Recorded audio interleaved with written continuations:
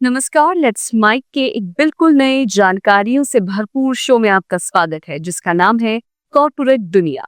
ये सिर्फ एक प्रोग्राम नहीं है बल्कि एक खिड़की है उस दुनिया की तरफ जहां बिजनेस की चालें, स्टार्टअप्स की उड़ानें, मार्केट की धड़कनें और कंपनियों के भीतर की कहानियां आपको समझाई जाएंगी आसान, रोचक और भरोसेमंद अंदाज में। आइए सबसे पहले नजर डालते हैं कारोबार की दुनिया की आज की खबरों पर। कॉरपोरेट दुनिया के आज के एपिसोड में हम बात करेंगे नई जीएसटी रजिस्ट्रेशन प्रणाली, सरकारी बैंकों में एफडीआई, कच्चे तेल के इंपोर्ट और टाटा ट्रस्ट में चल रहे बड़े आपसी विवाद की।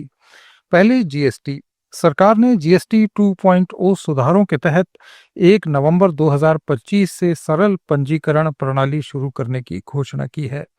इस नई व्यवस्था के तहत कम जोखिम वाले आवेदकों को 3 दिनों में खुद ही स्वीकृति मिल जाएगी। ये सुविधा उन कारोबारियों के लिए होगी जिनकी मंथली कर देनदारी 2.5 लाख रुपए से कम है। सरकारी अनुमान के अनुसार ये प्रावधान देश भर में करीब 96% नए आवेदकों को कवर करेगा।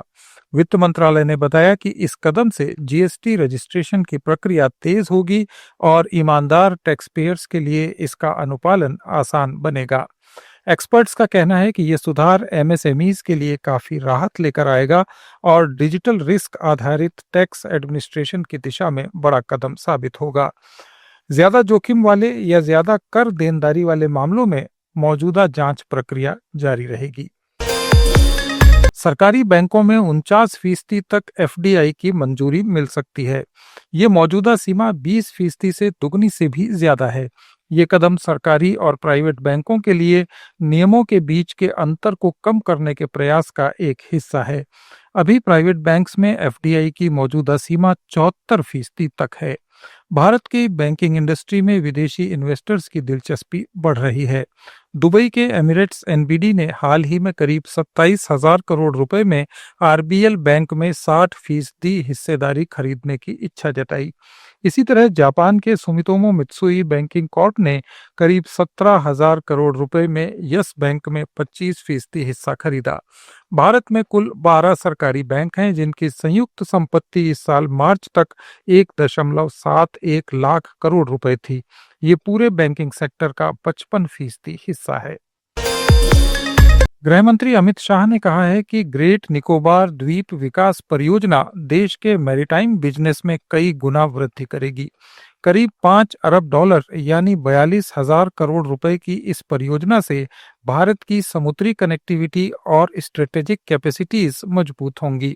मुंबई में इंडिया मैरीटाइम वीक के इनॉग्रेशन समारोह में शाह ने कहा कि भारत के पास लोकतांत्रिक स्थिरता और मजबूत नौसैनिक क्षमता है।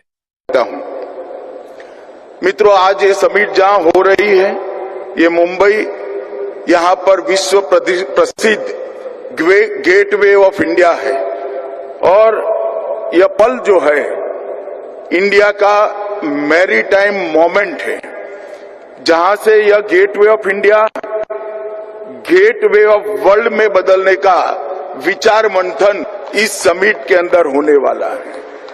पिछले दशक में मैरीटाइम समिट्स ने ये सिद्ध कर दिया है कि मैरीटाइम इकोनॉमी में हम जो गहरे स्ट्रक्चरल रिफॉर्म्स किए हैं, इसके आधार पर भारत अब एक उभरती हुई सशक्त ताकत बनकर विश्व के मैरीटाइम नक्शे पर आज बड़े दमखम के साथ खड़ा है। केंद्र सरकार ने महाराष्ट्र सहित 4 राज्यों के किसानों से करीब 15,096 करोड़ रुपए की दलहन और तिलहन खरीद योजना को मंजूरी दी है। खरीफ 2025-26 सीजन के लिए तेलंगाना, ओडिशा, महाराष्ट्र और मध्य प्रदेश में इस योजना को मंजूरी दी गई है। एमएसपी के तहत 38.44 करोड़ रुपए की 4,430 टन मूंग की खरीद की जाएगी। भारत सरकार ने इलेक्ट्रॉनिक्स के लिए जरूरी सामान बनाने की योजना के तहत 7 नए प्रोजेक्ट्स को मंजूरी दी है। इन नई परियोजनाओं पर 5,532 करोड़ रुपए खर्च होंगे।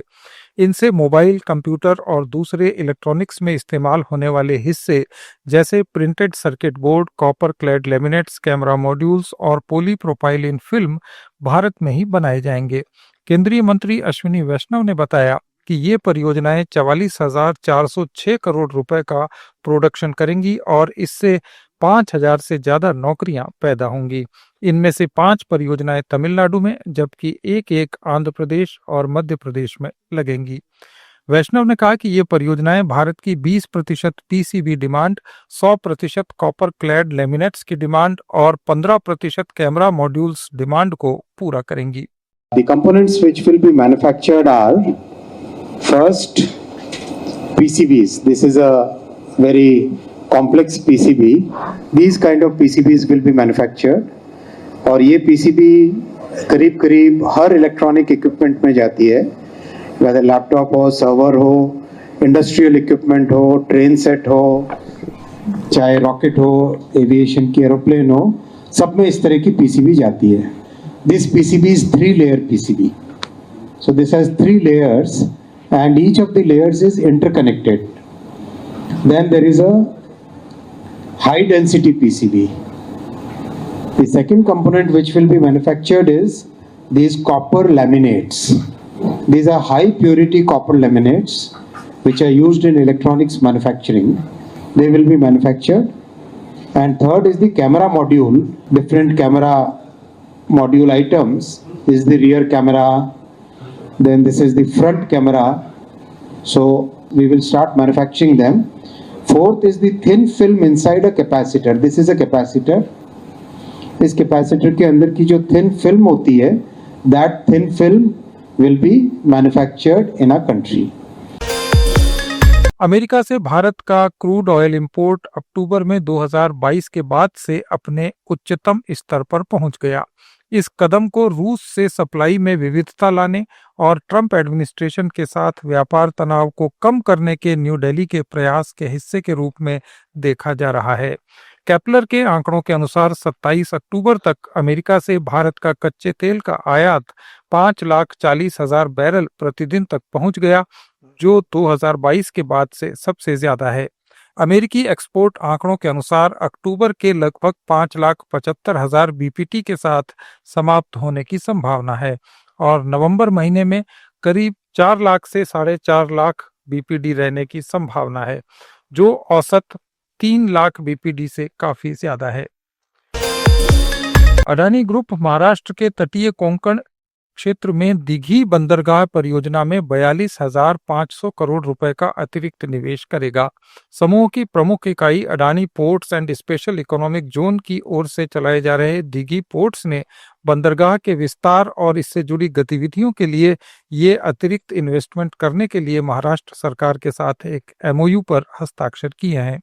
महाराष्ट्र के मुख्यमंत्री देवेंद्र फडणवीस ने इस बारे में कहा कि ये निवेश भारत मैरीटाइम वीक के उद्घाटन के अवसर पर सरकार की ओर से 56,000 करोड़ रुपए से ज्यादा के 15 समझौतों का एक हिस्सा है। दिग्गज ई कॉमर्स कंपनी अमेजॉन अपने खर्चों को कम करने के लिए फिर से बड़ी संख्या में एम्प्लॉइज को नौकरी से निकालने की योजना बना रही है। कंपनी 30,000 कॉरपोरेट एम्प्लॉइज की छंटनी कर सकती है। ये अमेजॉन के करीब 3.5 लाख कॉरपोरेट कर्मचारियों का 10% है। इससे पहले 2022 के आखिर में कंपनी ने 27,000 कर्मचारियों को नौकरी से निकाला था। अमेजॉन के पास कुल 15.5 लाख कर्मचारी हैं। सुप्रीम कोर्ट ने वोडाफोन आइडिया लिमिटेड को बड़ी राहत दी है। शीर्ष अदालत ने कंपनी की एक याचिका पर सुनवाई करते हुए केंद्र को एजीआर से जुड़े मसले पर विचार करने की अनुमति दे दी। कंपनी ने दूरसंचार विभाग की 2016-17 तक की अवधि के लिए एडजस्टेड ग्रॉस रेवेन्यू या एजीआर डिमांड को रद्द करने का निर्देश देने के लिए अदालत का रुख किया था। अदालत ने कहा कि यह मुद्दा सरकार के पॉलिसी क्षेत्र में आता है। ये थे कॉर्पोरेट दुनिया के आज के अपडेट्स। जुड़े रहिए लेट्स माइक के साथ।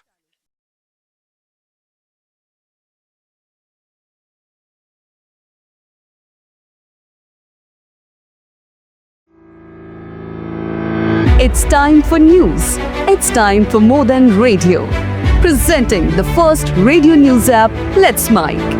Let's Mic, a news-based app on your phone where you get to watch and listen news, talk shows, interviews, radio show podcasts. On Let's Mic, you get all relevant information of TV, print, radio, podcast and digital.